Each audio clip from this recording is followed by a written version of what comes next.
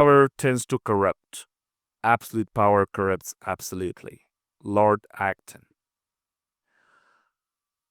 Power is an amplifier. It doesn't create virtue or vice for nothing. It magnifies what's already there. If a person begins with kindness, power can spread their kindness further than they ever imagined. If a person begins with selfishness, power multiplies that selfishness until it shapes laws, policies, and the lives of millions. History is full of examples. A humble leader using authority to rebuild a country after disaster, and a dictator using it to silence, to control, to destroy. This is why Lord Acton's warning has echoed for more than a century. Power tends to corrupt. Absolute power corrupts absolutely. Today, many of us feel like we live inside a giant machine, something vast, something invisible, shaping what we buy, what we believe, who gets heard, and who stays invisible. For some, that machine feels like the Matrix from the famous film, a system designed to control perception itself. And here is the thing, that feeling, it's real. But what is this Matrix really?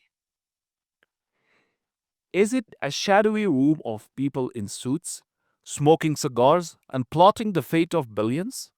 Or is it something messier, less cinematic, but far more real? Institutions, incentivists, and networks of influence that without anyone ever rooting for it can steer the course of our daily lives. This episode is not about sensational accusations. It's about the real mechanisms of power. We're going to name the actors and the systems. We're going to see how ordinary life is shaped by forces we rarely notice. And most importantly, we'll separate evidence based analysis from harmful myths. Myths that too often scapegoat entire people and turn fear into hate. We will be rigorous, we will be brave, and we will be fair. We'll travel from pop culture metaphors to political science to history's ugliest lies and to practical tools you can use to understand, question, and hold power accountable. By the end, I hope you'll walk away with something more valuable than answers. You'll walk away with right questions. So, what people really mean by matrix? When people say the matrix, most are borrowing from the 1999 sci-fi film in which human beings live inside a simulated reality, their lives controlled without their knowledge. But in everyday conversations, the matrix has become shorthand for something else, an invisible system that limits freedom and choices. It's economic pressures, the rent that eats most of your paycheck. It's media narratives, the headlines that frame what's important and what's trivial. It's surveillance technology, tracking your clicks, your searches, your location. It's curriculum taught in schools, which shapes how we see history, society, and ourselves. It's cultural norms, the unwritten rules that say this is acceptable, this is not. But we need to make a crucial distinction, the matrix as a metaphor versus the matrix as a conspiracy theory. As a metaphor, it's useful. It helps us talk about how systemic forces, institutions, and incentives can make certain outcomes very likely, even without anyone ordering them. As a conspiracy theory, it's much stronger. It claims that a single, unified group secretly, deliberately controls everything. And that kind of claim requires extraordinary evidence, evidence that, in practice, rarely exists. Who are the players often labeled elites? The word elite gets thrown around a lot, but it's often so vague that it obscures more than it reveals. Let's break it down.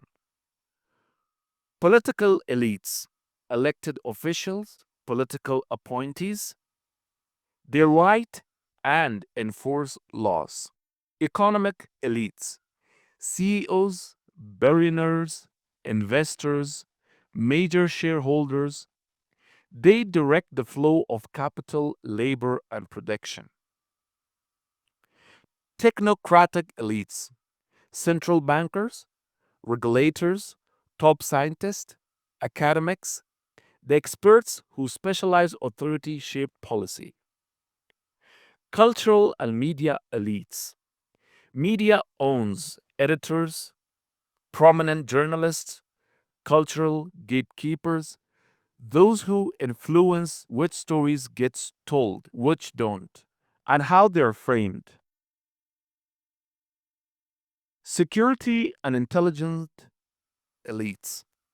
Top military officers, intelligence leaders, defense contractors, they decide national security priorities and budgets. Transnational institutional actors, leaders of global organizations, major NGOs, international financial institutions.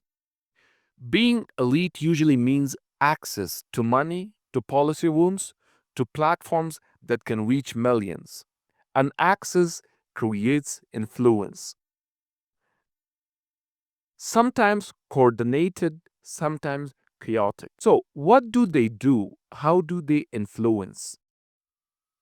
Influence happens through mechanisms. Let's name some: money and finance, campaign donations, lobbying, political action committees, billionaire philanthropy, ownership, and consolidation.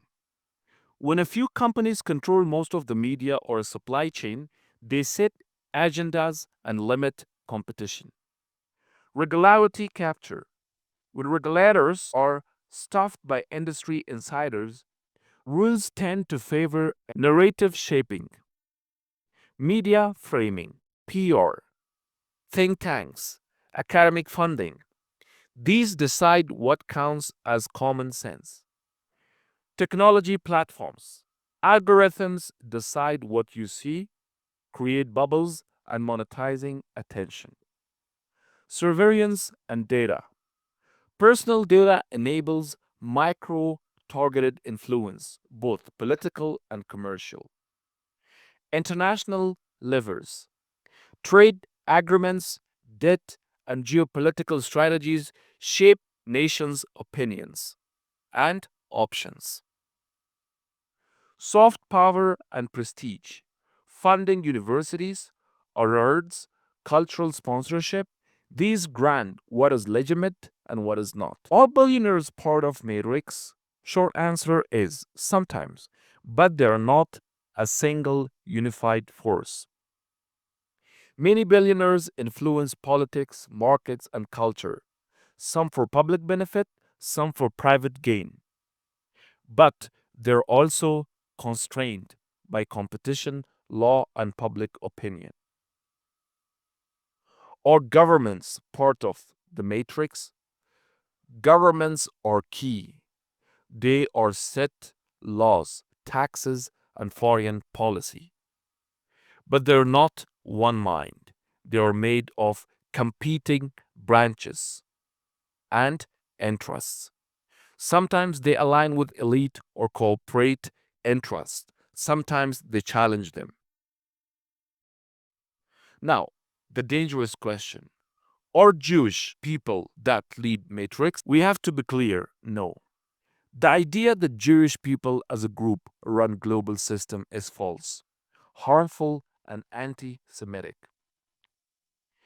This myth has deep roots, forged in centuries of scapegoating, false documents like Protocols of the Elder of Zion, and propaganda to justify persecution. Fact: Jewish people are diverse in politics and occupation. Influence by individuals never equals collective control. This myth has fueled explosions and genocide. When you hear it, ask: does this blame an entire religion or ethnicity for complex systems? In these actual evidence, almost always the answer is no. It's recycled prejudice. Why conspiracy thinking is attractive? Humans crave patterns. We want simple answer, an enemy to name. Conspiracies provide certainty and belonging, but they often oversimplify complex realities. How to evaluate claims? Extraordinary claims require extraordinary proof. Ask how much a conspiracy could operate without leaks. Look for falsifiable predictions. Prefer peer-reviewed sources over anonymous posts. Power is real. Learn the mechanisms. Hold institution accountable. Build civic muscles. Vote. Organize. Support independent media. Practice media literacy and resist scapegoating. Power shapes outcomes, but so do ordinary people. Matrix is real as a metaphor, not as a scapegoat. Our role is to see clearly, speak honestly, and act courageously to make systems more just, more transparent, more human. Read, learn, question, and act. Thank you for joining me inside the Matrix. Peace and love, Hamza.